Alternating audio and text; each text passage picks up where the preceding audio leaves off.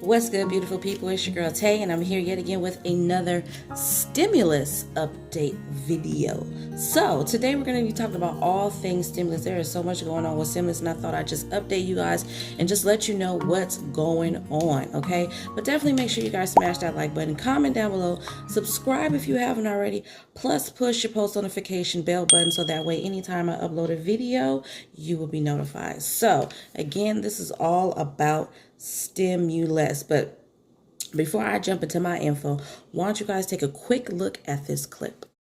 We have new developments on the next potential round of COVID relief. The Biden administration's nearly $2 trillion plan heading for a potential vote in the Senate. NBC's chief White House correspondent Kristen Welker joins us now. So, Kristen, just walk us through where we are right now with these negotiations. Well, Hoda, good morning. President Biden is going to meet with Senate Democrats for a second day in a row, and his challenge is going to be to unify them behind that $1.9 trillion COVID relief package. And he can't afford to lose a single vote because at this point, there's no Republican support. GOP lawmakers say the price tag is too high. They say it's not targeted enough. Some moderate Democrats are also worried about the overall price tag and want the bill to be more targeted. The bottom line here, though, there will be some changes around the edges to the bill, but ultimately it is expected to pass with Vice President Kamala Harris as the tie-breaking vote. All right. So hopefully you guys got a chance to take a look at that clip and you didn't fast forward, but I'm going to jump right in. So let's talk about the first bit of news that I got actually a couple of days ago. It says 11 Senate Democrats want to include repeated direct payments and enhanced job benefits in the economic recovery plan President Biden will try to pass this year. The lawmakers want to phase the benefits out as the economic conditions improve so Americans in need of support do not suddenly lose aid. So what's going on right now is that not in this current package that they're trying to actually pass right now, the $1.9 trillion package, another infrastructure package that they want to try to pass probably later on in the year. They want to include recurring monthly stimulus payments. They also want to include enhanced job benefits or unemployment benefits, but they want the benefits to only phase out once they see that the economy is improving or getting any better. And it says that we've got 11 Senate Democrats pushing President Joe Biden to put reoccurring direct payments and enhanced jobless benefits in the economic recovery and infrastructure plan he will try to pass this year. So there was a letter sent to the president.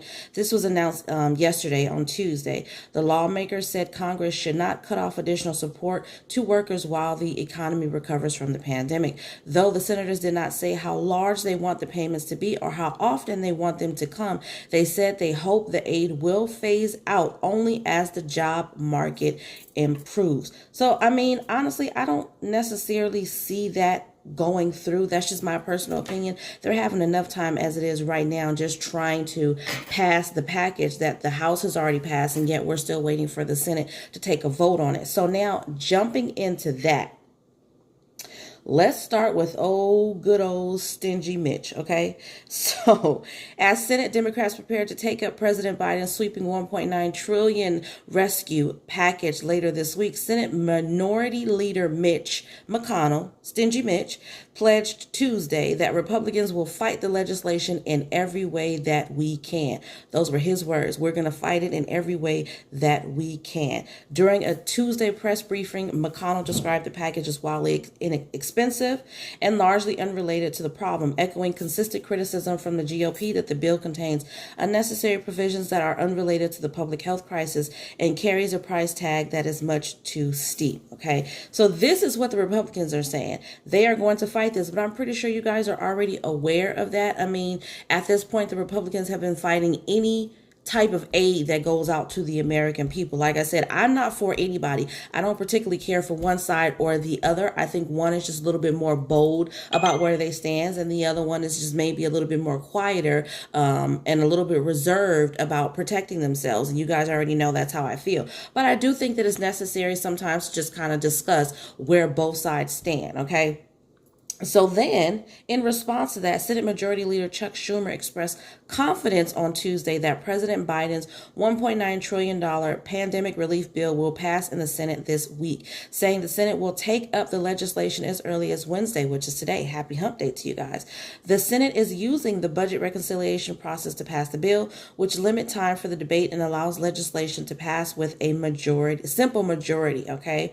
This is from Chuck Schumer, we want to get the biggest, strongest, boldest bill that can pass.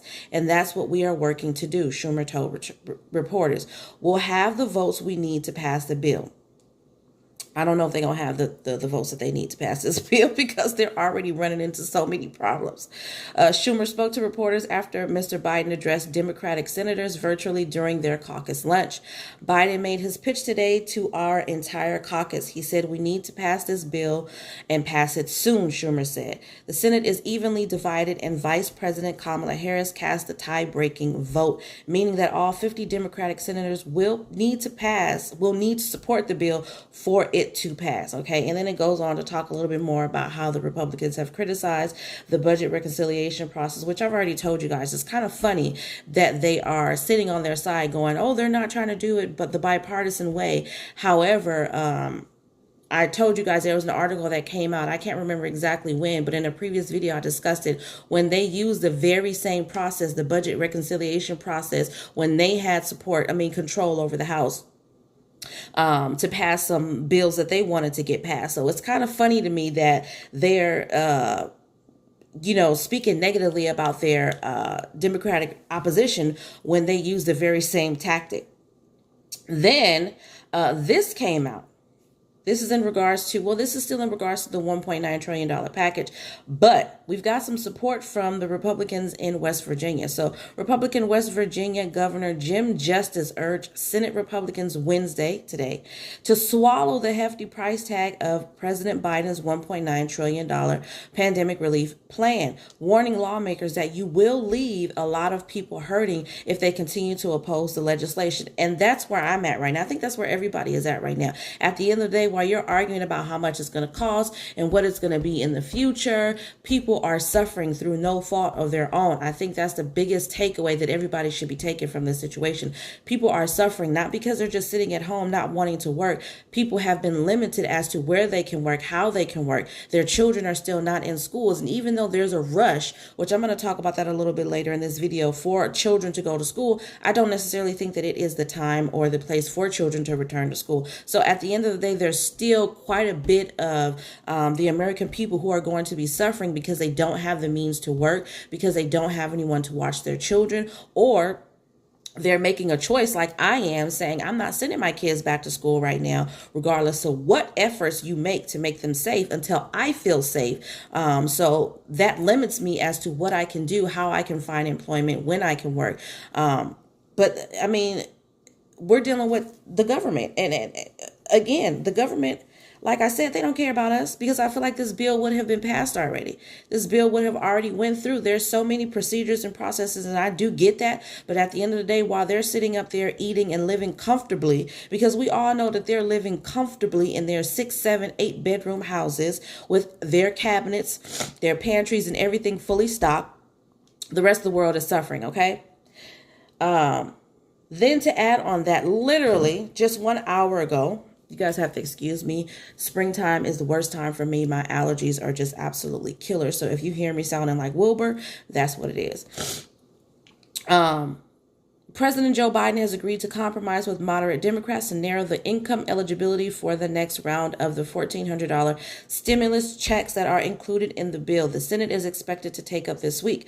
A Democratic source told CNN, of course, today. That means fewer families will receive a partial payment than would have under the original plan, completely cutting off those who earn more than $160,000 a year, and individuals who earn more than $80,000 a year. So that's one of the biggest things right now that they're trying to, I know that some of the more progressive Democrats on the Senate is saying, hey, can we phase out these payments, which they've been talking about for a while, but the House was wanting to do what they wanted to do, so they kind of bypassed all of that and got it passed by the Senate parliamentarian. But now that it's going to the Senate to vote, they're saying they're basically drafting up all of these amendments that most likely they're going to have to send back to the House, and then hopefully the House doesn't fuss too much in this. I don't think that this is bad. I mean, I do understand that there are some,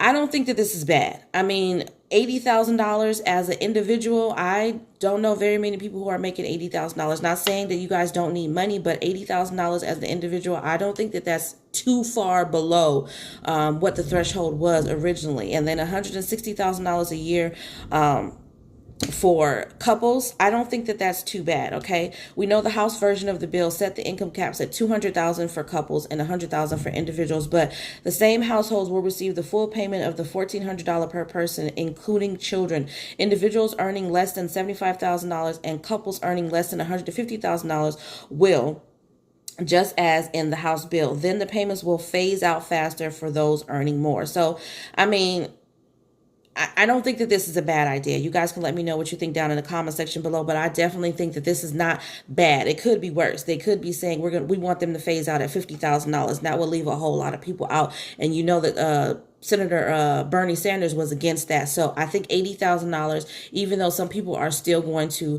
complain and feel left out, and I'm not saying that you don't have a right to, I don't think that this is necessarily all that bad. Okay. The House bill had already narrowed the eligibility compared to earlier rounds of the stimulus payment. It still would have sent money to more than 93% of tax filers, according to the Nonpartisan Tax Foundation. So, that's one of the things that they're working on right now. That's the biggest thing, is phasing out these stimulus payments. And then the other thing, Senator Joe Manchin came back out again and says that he wants the unemployment benefits to be reduced from $400 back down to $300. So in this current proposal right now, it's at $300, but that's expected to expire March 14th. He wants it now in the current $1.9 trillion plan. It's at $400. He wants it to go back down to $300, and he wants it to end in June, stating that they hope, or they plan, or they should, based off of President Biden's announcement just recently that he will be able to vaccinate every adult by the end of May. Joe Manchin is saying, well, every adult should be vaccinated by the end of June, beginning of July. So hopefully at that time, they'll have what they're looking for, herd immunity, meaning more than enough people are vaccinated to where it's not an issue anymore, that we won't be seeing any surges anymore, any of that. So, I mean, it is what it is, you guys. That's pretty much all I have when it comes to stimulus. I know it's not definitely the best news. We're still waiting at the end of the day, which is why this video, if you notice, is not going to say great news. It's because to me, it's kind of like in between news. It's kind of like BS news. It's like whatever. But I still think that you guys should know what's going on. There's a lot of back and forth, tug and pull. To me, it's just toddlers playing games with a toy. And we, the American people, are the toy. We are the toy. Okay, so jumping off of that, now I wanted to give you guys the names of the states that have currently been approved for pandemic EBT, as well as March allotments. I do believe that there was one more state that was added on for the March allotments, emergency SNAP. So I will give you that, as well as the payout date for just that one state. So let me just refresh my screen just to make sure I don't miss anything. So as of right now, oh no, we got a couple more. Oh, we got a lot more.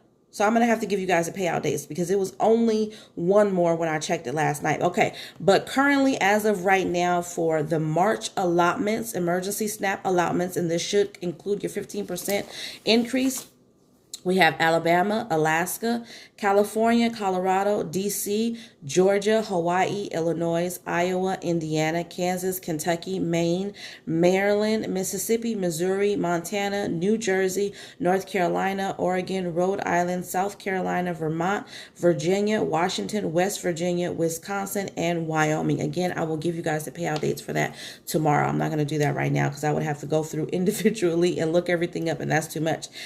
So that is it for emergency SNAP. Now for pandemic EBT, let me go back to that list. Where is it? I think this is it right here. Okay, pandemic EBT for the 2020-2021 school year. Arizona, Connecticut, Delaware, Florida, Illinois, Indiana, Kentucky, Massachusetts, Michigan, Minnesota, New Mexico, North Carolina, Ohio, Puerto Rico, Rhode Island, South Carolina, Tennessee, Vermont, Virginia, Washington, West Virginia, and Wisconsin. So that's all the information that I have for you guys. I do have some more resources that I will be going over with you guys in tomorrow's video, but I thought today should have been dedicated to stimulus because I haven't talked about stimulus in a while. But on that note, I'm going to go. It's cold. It's raining out here. I don't know why they say it doesn't rain in California, because it does. It's raining. So on that note, you guys remember to live, love, definitely continuously elevate. I love y'all, my beautiful people, and I will see you in the next video.